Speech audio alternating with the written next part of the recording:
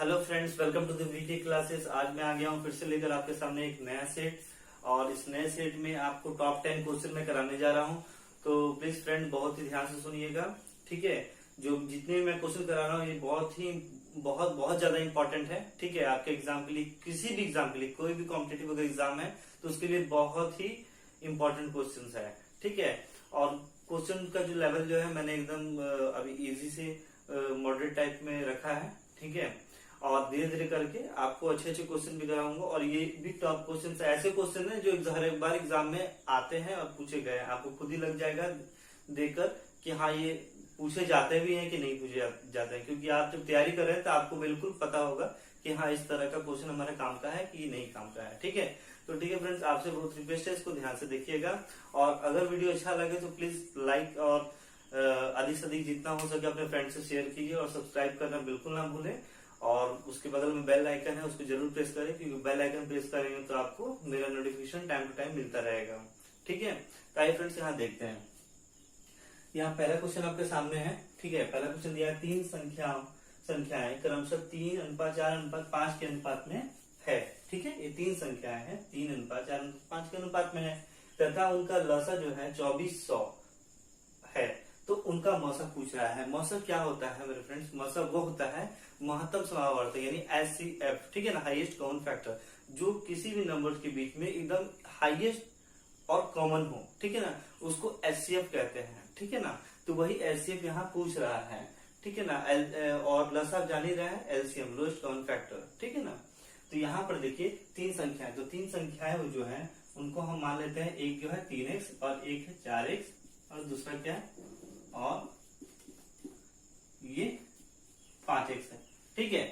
तो ये तीन संख्याएं हैं, ठीक है। तो इस तीन संख्या को आपने मान लिया। अब देखिए इसका कलर लसा यहाँ पे दिया है 2400, ठीक है। यहाँ पे देखिएगा जो x का मान होगा यही महत्तम समावर्तक हो जाएगा। तो x का मान निकलेगा कैसे? तो x का मान देखिए, सबसे पहले तीन संख्या जब मान लिया हमने तो इन तीनों संख्या को लसा निकालेंगे। लसा क्या होगा? 3 चौके 12, 12 पे से 60x हो जाएगा। लसा क्या हो जाएगा? 60x हो जाएगा। और लसा दिया कितना है? लसा दिया है आपका 2400 दिया है मेरे फ्रेंड्स, ठीक है।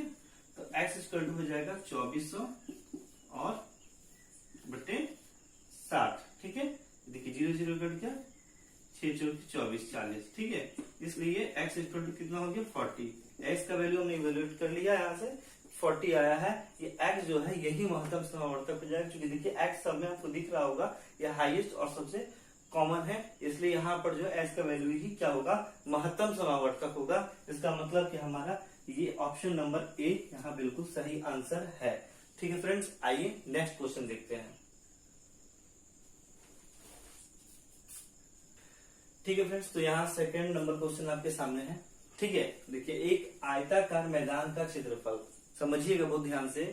छोटे छोटे कॉन्सेप्ट को आप जानेंगे तो छोटे छोटे कॉन्सेप्ट को जानने के बाद ही आपको बड़े बड़े चीजों का ज्ञान होगा, ठीक है। तो एक आयताकार मैदान का क्षेत्रफल 560 मीटर स्क्वायर है, ठीक है। आयताकार, देखिए यहाँ पे एक आयत मैंने बना दिया। आयत, ये आपकी लंबाई हो गई और ये चौड़ाई हो गई, ठीक है। समझा ना अपना? ये लंबाई और ये चौड़ाई हो गई, ठीक है। तो लंबाई और चौड़ाई हो गई। तो आयत का क्षेत्रफल पहले याद आपको मालूम होना चाहिए कि आयत का क्षेत्रफल क्या होता है, ठीक है। तो लंबाई गुना चौड़ाई होता है, ठीक है। तो देखिए लंबाई गुने चौड़ाई, ये हो गया आपका लंबाई गुने चौड़ाई, यही क्षेत्रफल तो होता है। और क्षेत्रफल दिया है कितना आपका? 560। कितना दिया? 560 मीटर स्क्वायर, ये आपका दिया हुआ है, ठीक है। यदि मैदान की लंबाई, देखिए लंबाई दी हुई है कितनी? 28 सेंटीमीटर है आपका, ठीक है ना। तो 28 गुने चौड़ाई, चलिए ऐसे देख लीजिए, 28 गुने चौड़ाई बराबर में 560, ठीक है। इसलिए चौड़ाई कितनी हो जाएगी? देखिए ध्यान दीजिएगा, 560 बटा 28। तो देखिए 28 गुना 56, 20। इसलिए चौड़ाई कितनी हो जाएगी? चौड़ाई हो गई आपकी 20 मीटर, ठीक है। जब चौड़ाई आपको 20 मीटर पता चल गया, ये कितना हो गया? 20 मीटर, ठीक है। चौड़ाई 20 मीटर और यहाँ आपका लंबाई दिया हुआ ऑलरेडी क्या? 28। ये कितना है? 28 मीटर है, ठीक है ना।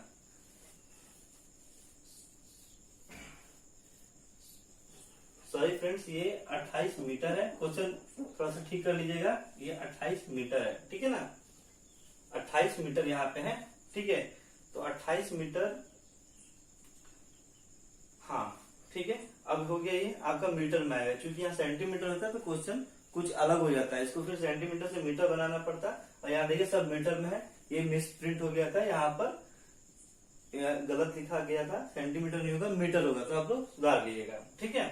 अब देखिए चौड़ाई हमने 20 मीटर निकाल लिया, ठीक है। और यहाँ लंबाई 28 मीटर दिया ही हुआ है आपका, ठीक है ना। तो अब आपको पूछ रहा है मैदान का परिमाप, मैदान का क्या पूछ रहा है, परिमाप पूछ रहा है। देखिए क्वेश्चन कभी कभी क्या होता है, गलत हो जाता है, ठीक है, इंसानी है, गलत हो ही जाएगा, ठीक है। तो ये आपका देखिए अब यहाँ पर लंबाई कितना है 28 मीटर, ठीक है। और चौड़ाई आपके सामने मैंने निकाला, ठीक है। आप लोग रिप्ले कर फिर से वीडियो देख लेंगे, कोई प्रॉब्लम नहीं होगा। चौड़ाई यहाँ निकल के आया है 20 मीटर, कैसे निकल के आया आपने ये भी देखा, ठीक है। जब ये हो गया, बहुत बड़ा नहीं है, सेकंडों में है, ठीक है ना, लेकिन समझा रहा हूँ प्रॉब्लम हो रहा है आपको। ये आपका लंबाई चौड़ाई निकल गया है, परिमाप ज्ञात करना है। तो आयत का परिमाप होता है, आयत का परिमाप क्या होता है मेरे फ्रेंड्स, आयत का परिमाप होता है 2 गुने लंबाई जोड़ चौड़ाई, ठीक है ना, 2 गुने लंबाई जोड़ चौड़ाई, ठीक है। तो 2 गुना हो गया, लंबाई कितना है 28 और चौड़ाई कितना है 20, ये 20 मीटर ये हो गया। चलिए लिखिए 28 मीटर 20 मीटर लिखे, कोई दिक्कत नहीं, इतना मीटर आपका आ गया, ठीक है। तो ये हो जाएगा 2 गुना, ये हो जाएगा 8 48, ठीक है, 48 गुना 96 मीटर, ये आपका आ गया यहाँ पे परिमाप। देखिए 96 मीटर कहाँ है, 96 मीटर आपका यहाँ है ऑप्शन नंबर डी में। तो ऑप्शन नंबर डी जो हो जाएगा आपका बिल्कुल ही राइट आंसर हो जाएगा, ठीक है। आइए नेक्स्ट क्वेश्चन पे फ्रेंड्स, तो आपके सामने क्वेश्चन नंबर 3 है, ठीक है। क्वेश्चन नंबर 3 में देखिए क्या कह रहा है, बहुत देखिएगा ध्यान से, इसको एकदम आता है, 12वां क्वेश्चन आया है, मैं बता रहा हूँ, ठीक है ना। तो तीन संख्याओं का योग कितना है 98 है, 98 है, ठीक है। पहले से दूसरी संख्या का अनुपात 2:3 है, तथा दूसरे तथा तीसरी का अनुपात कितना है 5:8 दिया हुआ है। तो दूसरी संख्या बताइए, बिल्कुल टेंशन नहीं है इसमें, ठीक है। तीनों संख्या क्या देखिए, मान के चलिए x y z मान लेते हैं, पहला दूसरा तीसरा, ठीक है, कोई दिक्कत। ये पहली संख्या, दूसरी संख्या, तीसरी संख्या। अब देखिए क्या बोल रहा है, पहले से दूसरी संख्या का अनुपात, यानी x अनुपात में y बराबर 2:3 लिख लीजिए, कोई प्रॉब्लम, इसको यहाँ लिख लिया हमने, ठीक है। उसके बाद तथा दूसरे तथा तीसरे, तो दूसरा कौन है y है, तीसरा कौन सा है z है, ध्यान दीजिएगा, y अनुपात में z बराबर आपका कितना है 5:8, 5:8 ये 8 हमारा हो गया, ठीक है। अब सबसे पहले तक अनुपात निकालना होगा, ये मैंने एक बार और बता दिया है, और एक बार मैं इसके अलग से इसके लिए वीडियो लेकर आऊंगा। अगर आप लोग कोई प्रॉब्लम है, कुछ नया करवाना है, तो आप लोग कमेंट करके मुझसे शेयर कर सकते हैं, ठीक है ना। तो x अनुपात में y अनुपात में z, ठीक है। कमेंट बिल्कुल करें, कमेंट करने के बाद समझ आता है कि हाँ आप लोगों का फीडबैक क्या है, तो मुझे भी समझ आएगा कि कहाँ इंप्रूवमेंट करना चाहिए, ठीक है, कहाँ प्रॉब्लम है। तो देखिए x अनुपात y अनुपात z जब निकालना होगा, कभी भी इस फॉर्मेट होगा, पहला दूसरा, उसके बाद दूसरे और तीसरे संख्या का अनुपात दिया होगा, तो x अनुपात y अनुपात z निकालना है। तो 5 गुना 10 मैंने होता है ना, इसका इससे मल्टीप्लाई होगा, ठीक है। उसके बाद पंक्ति 15, ठीक है। उसके बाद अनुपात 8 तरीके 24, ठीक है। इस तरह से मल्टीप्लीकेशन करेंगे, आपका यहाँ अनुपात सामने आ गया। देखिए इसमें कोई कॉमन है, बिल्कुल नहीं कॉमन है, इसलिए इसका अनुपात यही आपका रह जाएगा, ठीक है। अब देखिए क्या पूछ रहा है, दूसरी संख्या आपको योग दिया हुआ है, तो देखिए दूसरी संख्या क्या है 15 है, बल्कि सॉरी हाँ 15 ही है। तो आपको निकालना है, ये अनुपात दिया हुआ है, अब संख्या निकालना है। तो दूसरी संख्या बराबर, एकदम कुछ नहीं प्रॉब्लम है, 15 बटा तीनों को जोड़ देंगे, ये तीनों अनुपात को जोड़ देंगे। देखिए 5 4 9, यहाँ 9 हो जाएगा, 2 3 1 4 49 हो जाएगा, 49 जो कितना दिया हुआ है योग को यहाँ मल्टीप्लाई कर देंगे हमारा। इसके पहले वाले वीडियो में मैंने बताया है ढंग से इसको, और भी समझिएगा जाकर कि कैसे आपका पहला दूसरा तीसरा निकलता है, मैंने बताया हुआ है, ठीक है। तो 49 गुना 98, ठीक है। अब 15 गुना 30 बराबर 30, आपका यहाँ आ गया आंसर 30। दूसरी संख्या कितनी आ गई 30 आ गई। अगर इसी में आपको तीसरा संख्या निकालना तब क्या करते फ्रेंड, तो तीसरा के लिए 24 ऊपर हो जाता और इसका सम जो होता है वो नीचे, यानी 49 रहता ही रहता, ठीक है। और मल्टीप्लीकेशन में जो पूरा का सम दिया हुआ है वो मल्टीप्लाई कर देते हैं, हमारा तीसरा संख्या निकल आता है। ठीक है, तो यहाँ पे third option number B 30 answer होगा। आइए फोर्थ नंबर देखते हैं। ठीक है फ्रेंड्स, तो यहाँ पे फोर्थ नंबर क्वेश्चन आपके सामने है। ठीक है, देखिए 4 वर्ष पूर्व ए और बी की आयु का अनुपात कितना है? 2:3 है। ध्यान से देखिएगा, क्या है? 2:3 है। ठीक है, 3 था इतना कब? 4 वर्ष पूर्व था, पहले। ठीक है, और 4 वर्ष बाद उसकी आयु का अनुपात 5:7 हो जाएगा। ऐसा एग्जाम में एकदम बिल्कुल ही हर बार पूछा गया है और पूछते रहेगा। ठीक है, इसलिए एकदम ध्यान से देखिएगा कैसे हो रहा है। सबसे पहले कि अगर कोई 4 वर्ष पूर्व कोई था तो पहले यहाँ पे दिया हुआ है, तो हम मान लेते हैं कि 4 वर्ष पूर्व जो है, 4 वर्ष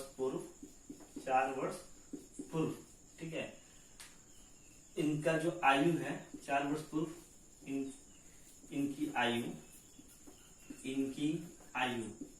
ठीक है, इनकी आयु जो है ये कितना है? 2x और 3x है। ठीक है, 3x था।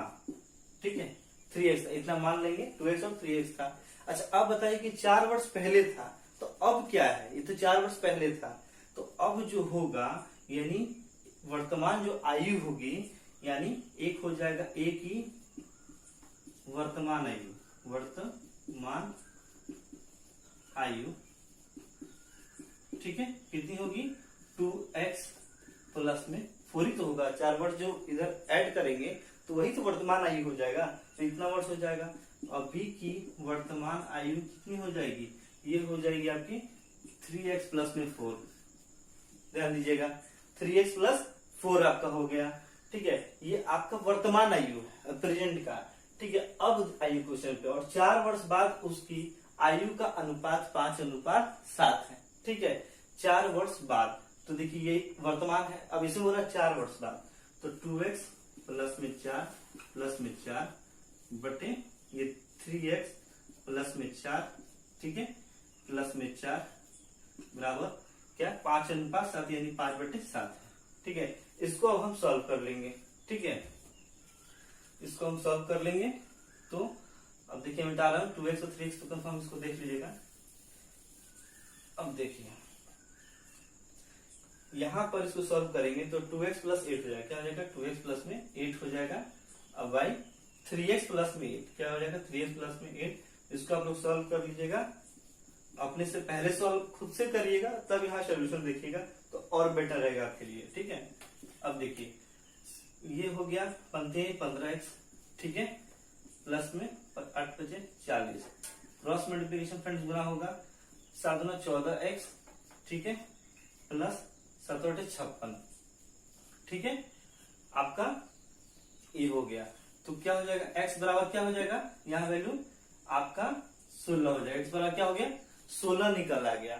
अब x का जब मान निकल के आ गया हमारे पास सामने, ठीक है, तो क्या पूछ रहा है? a की वर्तमान आयु हमने क्या दिया है यहाँ पर? a की वर्तमान आयु 2x प्लस 4 है। ठीक है, तो 2x प्लस 4, इसको मिटा रहा हूं, देखें अब 2x प्लस 4 है, x का वैल्यू आपको पता है, तो क्या हो जाएगा? 2 इंटू में 16 और प्लस में 4, 16 32 और प्लस में 4, यानी 36 वर्ष जो है आपका निकल के आंसर आ गया। ठीक है, ए की जो है वर्तमान आयु होगी वो क्या होगी? वो 36 वर्ष होगी। 36 वर्ष ऑप्शन नंबर ए इसका राइट आंसर होगा। ठीक है, नेक्स्ट क्वेश्चन।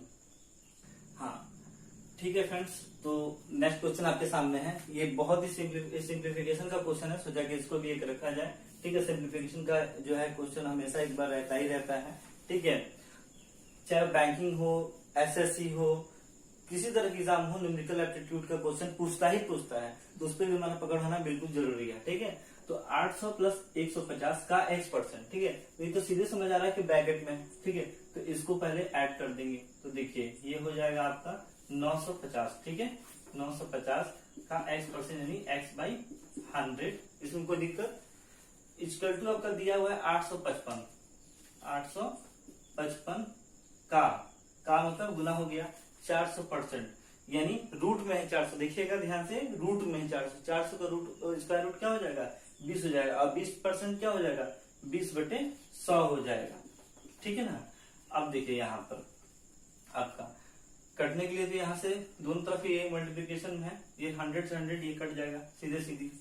ठीक है, तो x इक्वल टू आपका हो जाएगा 855 गुना में 20 अब बटा में 950। ठीक है, अब देखिए 0 से 0 कट हो गया, 5 से 100 कटाते हैं, 5 एकम 5, आइए 19 25 95 होता है ना जी, तो 19 पर कट जाएगा। अब देखिए 5 एकम 5, ठीक है, 8 बनती 5 7 35, 5 एकम 5। अब क्या होगा 19 9 3100, 9 बार में कट जाएगा। ठीक है, 9 बार में। ठीक है, तो ये हो जाएगा 9 दूना 18, यानी x बराबर क्या हो जाएगा आपका 18। इसका बिल्कुल राइट आंसर हो जाएगा ऑप्शन नंबर बी आंसर हो जाएगा। ठीक है, तो आइए नेक्स्ट क्वेश्चन करते हैं। ठीक है फ्रेंड्स, तो 6 नंबर आपके पास सामने जो है क्वेश्चन है। ठीक है, नेक्स्ट अब देखिए 6/5 तथा 8/25 बिल्कुल ही आसान प्रश्न है और बराबर एग्जाम में, रेलवे के एग्जाम में पूछा गया है, पूछता रहेगा। ठीक है, 6/5 तथा 8/25। ठीक है फ्रेंड्स, अगर अच्छा लग रहा है तो प्लीज लाइक जरूर करें और कमेंट जरूर करें। कमेंट करने से मुझे समझ आएगा कि आप लोगों का क्या फीडबैक है। ठीक है, देखिए 6/5 तथा 8/25 का लघुत्तम समावर्तक क्या होगा। देखिए कोई ऐसे तो लघुत्तम निकालना आप बिल्कुल जानते हैं, लेकिन किसी भिन्न का अगर निकालना होगा तो उसके पहले मैंने मौसा का क्वेश्चन कराया है, अभी लसक आया है, लघुत्तम समावर्तक कैसे होगा। तो लघुत्तम समावर्तक के लिए किसी भिन्न का क्या हो गया, किसी भी भिन्न का लसक क्या होता है, लघुत्तम समावर्तक मतलब एलसीएम। क्या होता है एलसीएम, क्या होता है अंश का, क्या होता है अंशों का लसा। ठीक है, और हरों का मौसम, हरों का मौसम। ठीक है, ये याद रखिएगा, ये अगर याद है आपको तो एग्जाम में कोई दिक्कत नहीं, बस यही याद होना चाहिए। अक्सर लोग भूल जाते हैं कि किसका लसा निकाले, किसका मौसम निकाले। अगर लसा पूछेगा तो ऊपर वाला का लसा निकालना है और नीचे वाला का मौसम। अगर मौसम पूछेगा तो ऊपर वाला का मौसम निकालना है, नीचे वाला का लसा।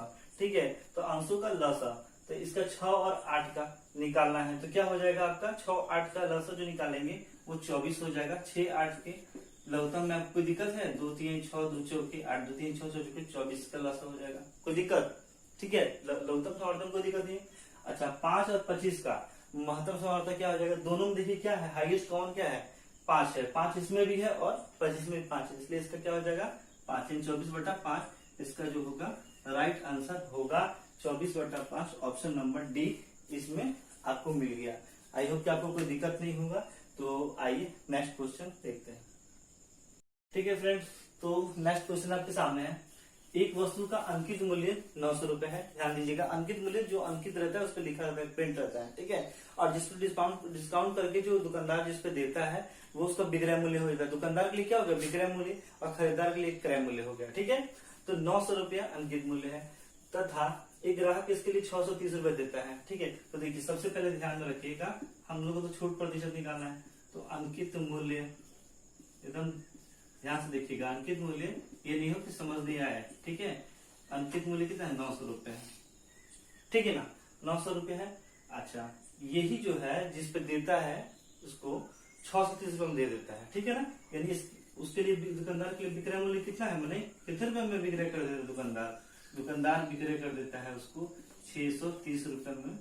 ठीक है, 630 रुपए में दे देता है। ठीक है, अच्छा दे देता है इसका मतलब उसको छूट कितना देता है, वो छूट कितना देता है, छूट बराबर बताएंगे फ्रेंड्स।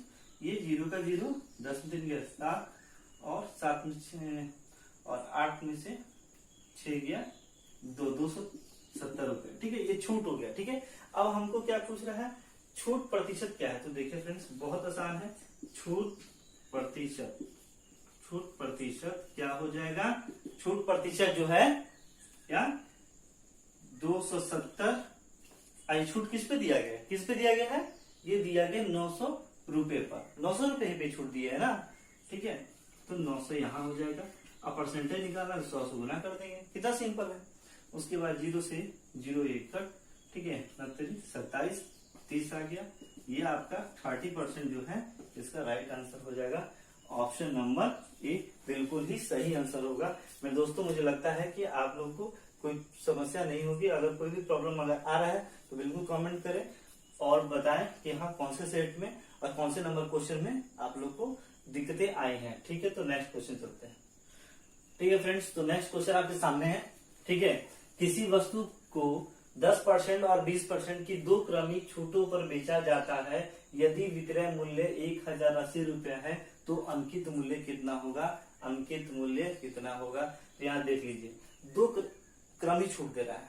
ठीक है, वस्तु पे दे रहा है, तो क्रमिक छूट का तो यानी कुल छूट क्या हो जाएगा, मैंने बताया है आपको। ठीक है, कुल छूट पहले निकालेंगे।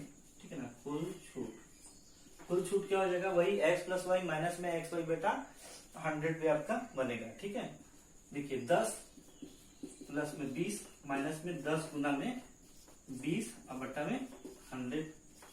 कोई दिक्कत? इसको क्या कर लेंगे, एक जीरो से एक जीरो कट गया, एक जीरो से एक जीरो कट गया।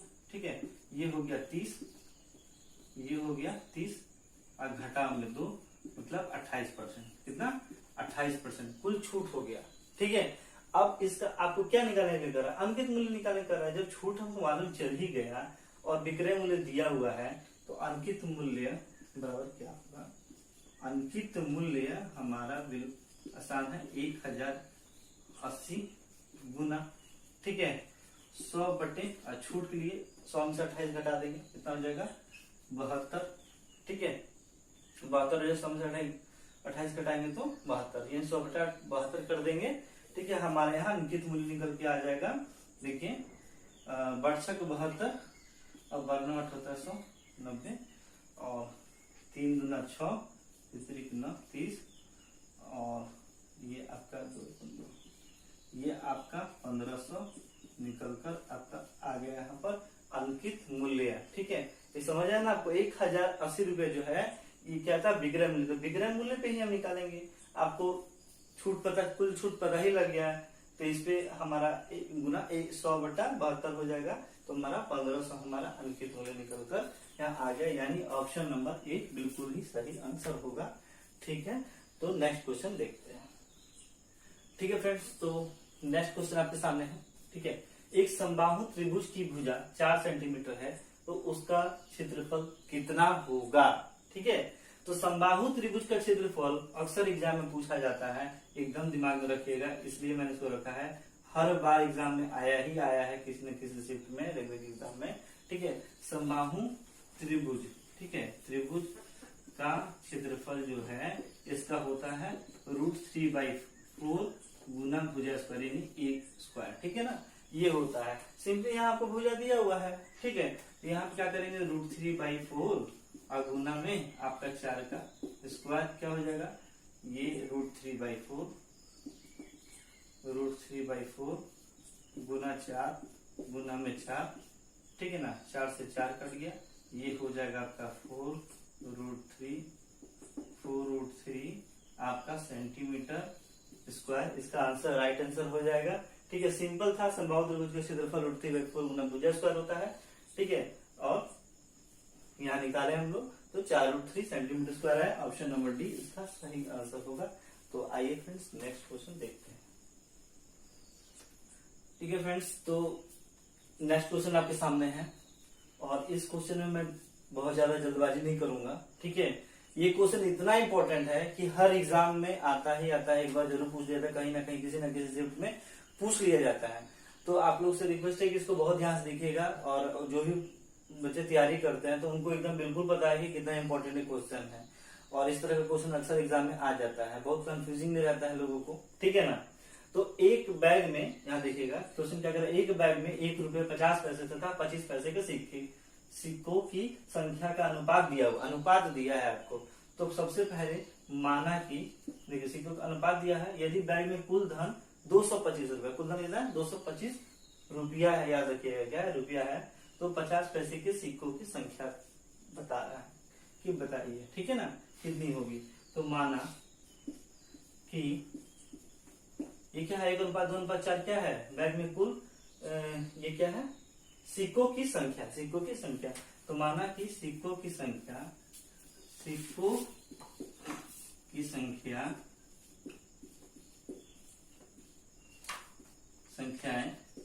क्रमशः क्रमशः क्या है, x, 2x और 4x है। ठीक है, इसको मान लेंगे, क्या मान लेंगे, x, 2x और 4x ये सिक्कों की संख्या है। अच्छा बताइए, मैं कहूं कि अगर आपके पास 10 रुपए के 5 नोट है, कितने नोट है, 5 नोट है, तो सीधी सी बात है, क्या करेंगे आप, बोलेंगे कितने, अब कितने पैसे हो गए आपके पास, 10 में 5 गुना कर देंगे, तो आपको पता चल जाएगा कि भैया मेरे पास 50 रुपए है कुल। अगर हम कहेंगे कि भैया 50 रुपए का, अगर हम आपको 50 रुपए के 20 नोट देते हैं, कितने नोट देते हैं, 20 नोट देते हैं, तो जाहिर सी बात है कि ये आपके पास 1000 रुपए का कलेक्शन हो जाएगा। ठीक है ना, मतलब 1000 रुपये, 50-50 रुपए करके मैं 20 बार आपको देता हूं, तो कितना हो जाएगा, 1000 रुपये हो जाएगा। मतलब अगर कोई जितने की नोट है, अगर उसकी संख्या से गुना कर देंगे तो उतने रकम हमारे पास आ जाएगी। ध्यान दीजिएगा, उतना हमारे पास रकम आ गया। कितना पैसे जमा हुए, 50 रुपए के 20 बार हम डालते हैं, अगर किसी अपने गुल्लक में डाल लेते हैं 20 बार, तो गुना कर देंगे ना, 50 से 20 का गुना कर देंगे, पता चल गया हमको। ठीक है, इसी तरह से यहाँ पे भी कुछ कॉन्सेप्ट है, उसको ध्यान दीजिएगा। अब देखिए यहाँ पे सिक्कों की संख्या x है, 1 रुपया है, तो ये तो रुपया में ही है, तो कोई दिक्कत नहीं है। 1 गुना x, ये सिक्कों की संख्या है, तो यहाँ पता चल गया कि भाई मेरे पास इतना रुपया हो गया। अच्छा, प्लस सिक्कों की संख्या कितनी, 50 पैसे, 50 पैसे हैं, तो चूंकि रुपये की बात हो रही है इसलिए पहले पैसे को रुपया बनाना है, तो रुपया बनाने के लिए 100 से भाग दे देंगे। ठीक है, ये रुपया हो गया। इतने रुपया का कितना संख्या है, 2x संख्या है, तो 2x से गुना कर देंगे।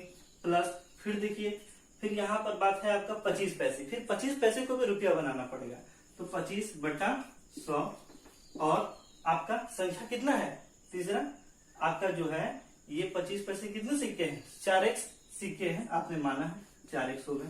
ठीक है, और ये कुल पैसा है जोड़कर ये कितना हो रहा है, 225 रुपए हो रहा है, तो 225 रुपए यहाँ आपका हो गया बराबर। अब इसको सॉल्व कर लेंगे, सॉल्व करेंगे तो देखिए यहाँ हो जाएगा x प्लस 50 गुना 100, 2 से 2 कट गया, यहाँ हो गया x, फिर 25 चौका 100, 4 से 4 कट गया, यहाँ भी बच गया x, ये हो गया 225।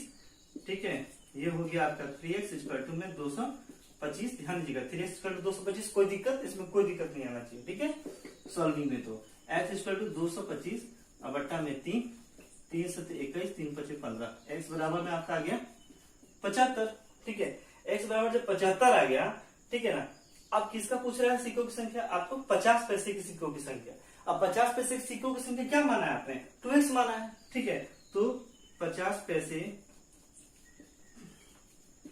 पैसों की संख्या, सिक्कों की संख्या क्या हो जाएगी, आपका हो जाएगा ये 2x, यानी 2 इंटू में 75, 2 5 10, 2 14 15, 150, यानी 150 रुपए जो होगा ये आपका क्या हो जाएगा, 50 पैसे की सिक्कों की संख्या हो जाएगी, यानी आपका आंसर हो जाएगा option number A. I hope कि आप लोगों को फ्रेंड्स बहुत अच्छा लगा हो सेशन। अगर अच्छा लगा तो प्लीज लाइक जरूर करें और जितना अधिक से अधिक को अपने फ्रेंड्स से शेयर करें। ऐसे में आपके लिए नया नया वीडियो लेकर आते रहूंगा, प्रैक्टिस सेट आप लोग करते रहिए। ठीक है, thank you for watching this video.